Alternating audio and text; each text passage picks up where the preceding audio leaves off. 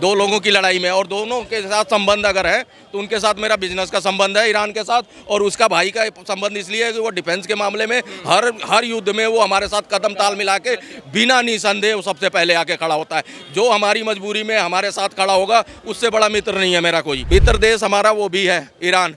Iran से हम उतना संबंध रखते हैं भैया, ठीक है। हमारे देश का कहना ये है, हमारे देश के प्रधानमंत्री की नीति ये है कि भैया निर्दोष लोग नहीं इसमें हाथ होने चाहिए भैया, किसी की हानि नहीं हो, किसी पब्लिक किसी सिविलियन की।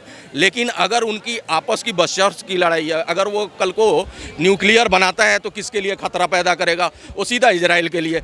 जिस देश में डिप्लोमेसी ना हो, जनतंत्र नहीं, जनता का राज नहीं हो, उनके लिए तो बिल्कुल घातक है पूरे विश्व के लिए।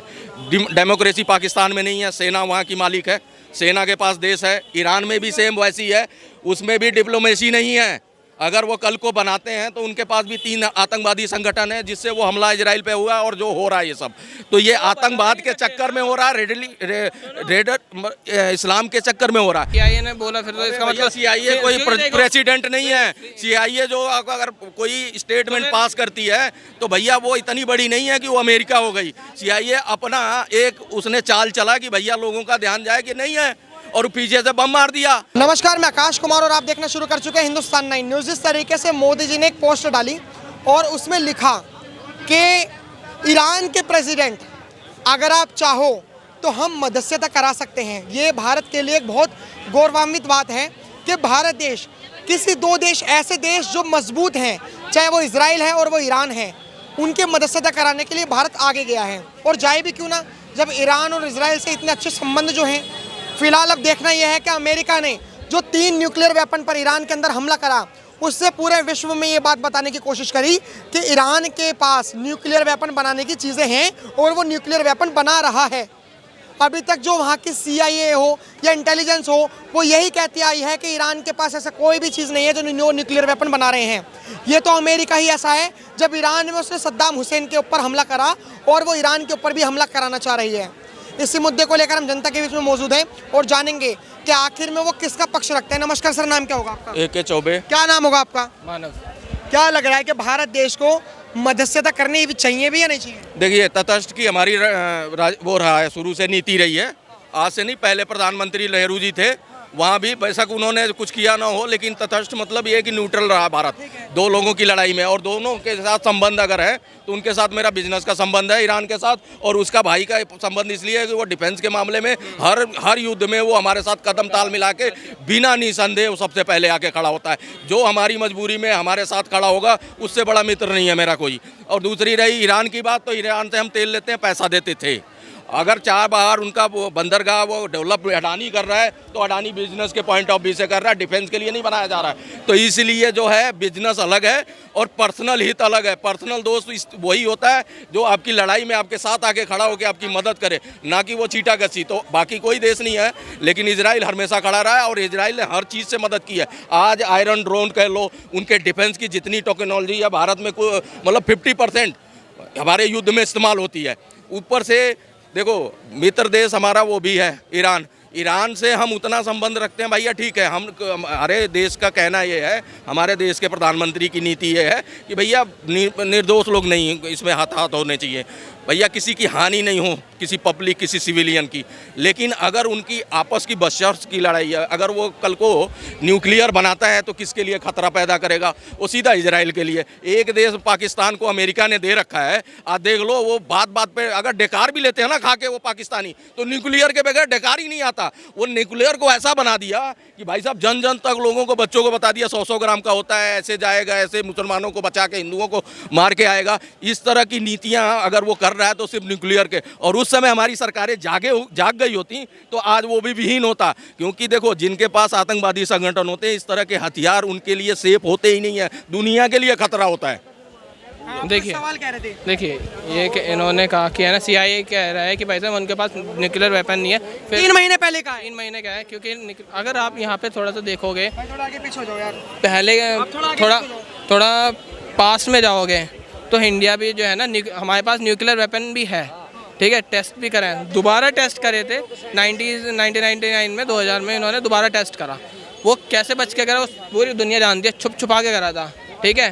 क्योंकि अमेरिका नहीं चाहता भारत जो है ना न्यूक्लियर पावर कंट्री बने, क्योंकि उन्होंने पहले ही है ना न्यूक्लियर पावर जिनके पास न्यूक्लियर वेपन बन चुका है, चाहे वो चाइना हो गया, रशिया हो गया, जितने भी कंट्री हैं, ठीक है, सबके पास न्यूक्लियर वेपन है। ईरान जो है इसके पास नहीं है। अब पाकिस्तान जो है इसके पास, चाइना ने कहते हैं न्यूक्लियर वेपन दिए थे, चाइना ने, इनके पास खुद के लिए कुछ नहीं है, ठीक है, ये खुद वेपन डेवलप नहीं कर सकते, सिर्फ कहते हैं दूसरे से एक्सपोर्ट कर सकते। इंडिया ने ही बनाया। अब यहाँ पे एक तरफ से ये भी कह रहे हैं कि भाई पहले तो एक लिखा हुआ है भाई, एक पता नहीं उस चीज़ का नाम याद नहीं आ रहा, कि उसमें साइन करना होता है पर देश को कि भाई साहब यहाँ आप न्यूक्लियर वेपन पे बना नहीं सकते, उसका टेस्ट नहीं कर सकते। ये सारी चीज़ें छुप छुपा के करिए तो फिर अमेरिका को फिर कैसे उसके ऊपर होना चाहिए, क्योंकि ये तो यूएन के ऊपर तो है ना। एक तो पॉइंट तो यही है ना। बता दूं, जिस देश में डिप्लोमेसी ना हो, जनतंत्र नहीं, जनता का राज नहीं हो, उनके लिए तो बिल्कुल घातक है पूरे विश्व के लिए। डेमोक्रेसी पाकिस्तान में नहीं है, सेना वहाँ की मालिक है, सेना के पास देश है। ईरान में भी सेम वैसी है, उसमें भी डिप्लोमेसी नहीं है। अगर वो कल को बनाते हैं तो उनके पास भी 3 आतंकवादी संगठन है जिससे वो हमला इजराइल पे हुआ और जो हो रहा है ये सब, तो ये आतंकवाद के चक्कर में हो रहा है,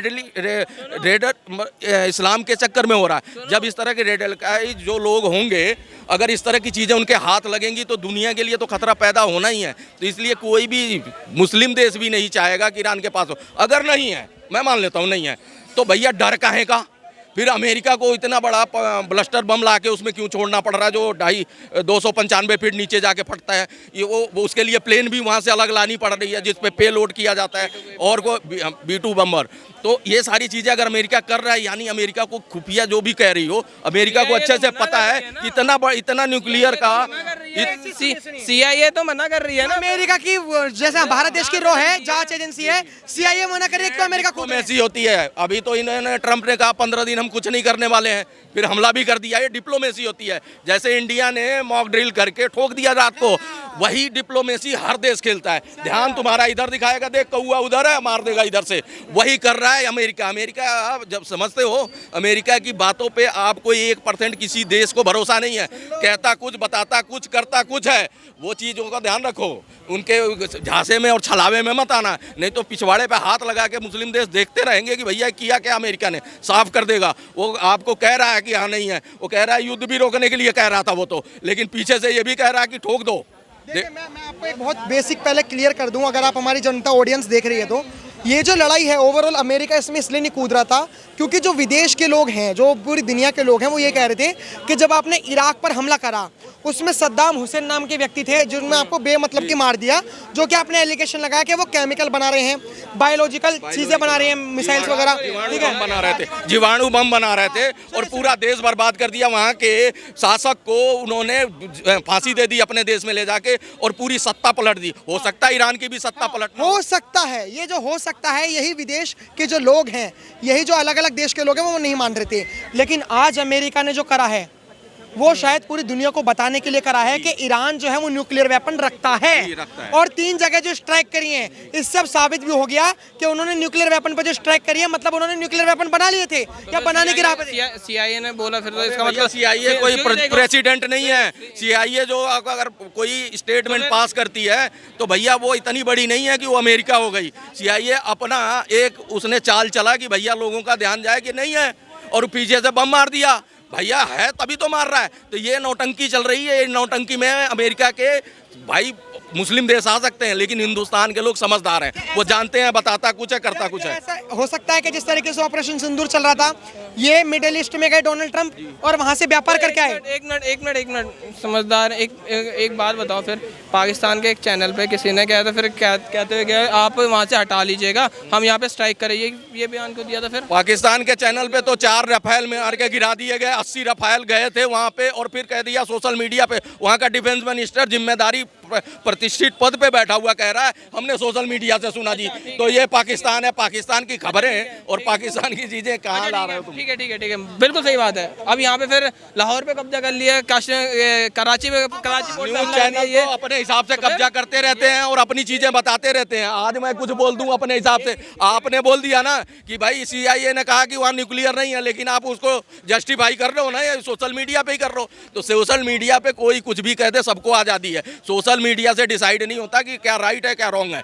आपको क्या लगता है किसे सपोर्ट करना चाहिए? सच बताना, बिल्कुल दिल पे हाथ रखना। देखो मैं अपने दिल पे हाथ रख के कहूँगा ना, देखो यहाँ पे दो चीज़ें आ रही हैं बीच में निकल के, ठीक है। एक तो रशिया, ठीक है, या तो ईरान, ठीक है, ईरान, ठीक है। अगर हम ईरान को सपोर्ट करेंगे तो हमारा जो रशिया है बहुत पुराना दोस्त है, ठीक है, जो बहुत पुराना दोस्त है, उसके वो दोस्ती के ऊपर वो दोस्ती के ऊपर बात आ जाएगी। क्योंकि अभी के टाइम पे, करंट के टाइम पे जो है ना, हम तेल जो है ना ईरान से नहीं, ईरान से भी नहीं, रशिया से भी ले रहे हैं, ठीक है, ठीक है। चलिए ठीक है, ईरान को हमने सपोर्ट नहीं करा, ठीक है, ईरान को सपोर्ट नहीं करा, सो ईरान है ना, इजराइल को सपोर्ट कर दिया, वहाँ से तो वहाँ हमारे लिए तो वहाँ ईरान से तो तेल गया, बिजनेस खत्म, ठीक है भाई। एक सेकंड रुको, अगर सपोर्ट करना होता तो जब यूक्रेन को ठोक रहा था तो भाई भारत क्यों उसको सामग्री और राहत सामग्री भिजवाता, और क्यों उसके बाद भाई वो कह रहा था ज़ेलेंस्की कि मोदी जी चाहें तो युद्ध रुकवा सकते हैं, क्यों अमेरिका कह रहा था? क्योंकि भारत को इन लपड़ों में पड़ना ही नहीं है। दो देशों की आपसी लड़ाई है, उसमें ना ईरान का साथ देना है, ना इजराइल के लिए कुछ बोलेगी हमारी डिप्लोमेसी। अभी तक तो युद्ध चल रहा है, उसमें रुका कहाँ है? अभी तक युद्ध चल रहा है। यूक्रेन तब तो नहीं बोला ना भारत, यूक्रेन और भारत ईरान के साथ जाता है, ईरान के साथ क्यों जाएगा भारत? क्यों जाएगा बताओ ना? सुनो तो सही, एक तरह में कहते हैं मोदी जी ने वॉर रुकवा दी, एक तरह में ईरान कहते यूक्रेन और रशिया का वॉर तो चल रहा है। वॉर रुकवा दी किसने? ये भी वही है, ये रील देख के आने वाले पापा बार जो चल रहा था, वॉर रुकवा दी पापा, झांसे में आ गए। ऐसे लोग अगर झांसे में आते हैं तभी तो वो बना देते हैं ऐसे कंटेंट। अरे ऐसे कंटेंट तभी बनाए जाते हैं जो ऐसे लोगों के लिए हैं। और देख लो आ गए ये सूखे हुए दिमाग से ये बात कह रहे हैं कि वो क्यों रुकवा दी। अरे भाई वो एक कंटेंट बना के वो पॉपुलर हो गई, लेकिन कुछ किया नहीं, और रुकवाने की बात ही नहीं हुई और न रुकेगा। समझ बनाया किनके कहने पे? फिर ऐसे कंटेंट बनाया किनके कहने पे? मोदी जी को बात बताऊं, दो पहलवान लड़ते हैं ना, जब तक एक पहलवान हार नहीं मान लेगा ना, उस लड़ाई को खत्म किया ही नहीं जा सकता। जब दोनों जिद पे हैं कि मैं हरा के रहूंगा, तो एक तो हारना पक्का तय है। तो जब यूक्रेन हारेगा और जब घुटनों पे आएगा तब जाके समझौता होगा और उसकी शर्तों पे होगा। वही ईरान के साथ भी है, जब वो घुटनों पे आएगा तो उसकी शर्तों पे समझौता होगा। ये लड़ाई उस तरह की है, ये मत समझना ये लड़ाई कोई खिलौना चल रहा है, वीडियो गेम चल रही है, चलो जी जीत गए नहीं तो बराबर कर देंगे। तो मोदी क्या है, एक तरफ में तो अमेरिका की जो मीडिया है वो इस चीज़ को उठा के ये क्यों कहती है, क्या मोदी जी ने वो, अरे मीडिया के ऊपर क्या कर रहे हो? मीडिया क्या कहती है, क्या सुनती है? मीडिया आधा कुछ बताती है, कुछ अपनी बकैती एसी कमरों में बना लेती है, अपने हिसाब से एनालिसिस करके बताती है। तो उसके लिए हम क्या जिम्मेदार हैं? भाई जो फैक्ट है वो न्यूज जो देखते हो नेशनल मीडिया, वही तो कह रहा हूँ मैं, कह रहा हूँ आप कोई फैक्ट बात रख सकते हो, छोड़ दो सोशल मीडिया को उठा के कूड़े के डाल में डाल दो। आप कोई फैक्ट है तो बताओ, कोई फैक्ट है तो उनसे पूछ लो। लेकिन इनका सवाल बहुत लाजमी है सर, अगर हमारी विदेश नीति इतनी मजबूत तरीके से, आपने देखा होगा ऑपरेशन सिंदूर में S-400 ने क्या कमाल करा, कहाँ से आया? रशिया से। हमने जो टाई अप कर रखा है ब्रह्मोस, ये रशिया और भारत की वो है। अगर हमने ईरान का साथ दे दिया तो इनका सवाल बिल्कुल लाजमी था, रशिया रूठ जाएगा। तो फिर रशिया जिसने इतना डिफेंस में साथ दिया, चाहे भले इजराइल भी दे रहा है, हम तो फंस जाएंगे, हमारी विदेश नीति तो फंस जाएगी। बात बोलूं, दोनों के समझौते के तहत जो भी अभी दिया गया ब्रह्मोस जिन देशों को, दोनों की रजामंदी होती है। दूसरी बात, रशिया का या डिफेंस का आप वो कर रहे हो, आकाश तीर का क्यों नहीं कर रहे हो? हमारे जो घरेलू डिफेंस इतने बढ़िया रहे और डट के मुकाबला किया, एक मिसाइल नहीं गिरने दिया, फतेह को मार गिरा दिया। ईरान ने दिया था ना फतेह, ईरान ने तो दिया था ना फतेह, तो अब दुनिया जानती है उस 7 फतेह को पाकिस्तान ने हिंदुस्तान पे, यहाँ पे आपको भिवानी में मार गिराया गया एक। तो ये ध्यान रखना कि गुपचुप तरीके से कौन सा कंट्री क्या करती है, लेकिन सार्वजनिक तौर पे तो नहीं आया ना ईरान कि हमने फतेह दिया था जी पाकिस्तान को। और देख लो तुर्की, हमारा मुस्लिम जो है ना बड़ा बैड लग रहा है। मुस्लिम में आप बांग्लादेश अलग किया तो आज बांग्लादेश हमारी छाती पे कूद रहा है, पाकिस्तान सामने पड़ा है। ईरान और तुर्की को ऑपरेशन दोस्त में सबसे पहले भारत ने मदद की, लेकिन उसके जस्ट तुरंत बाद कश्मीर का वो, तो इसलिए हमें इस चीज़ का बड़ा बैड अनुभव है।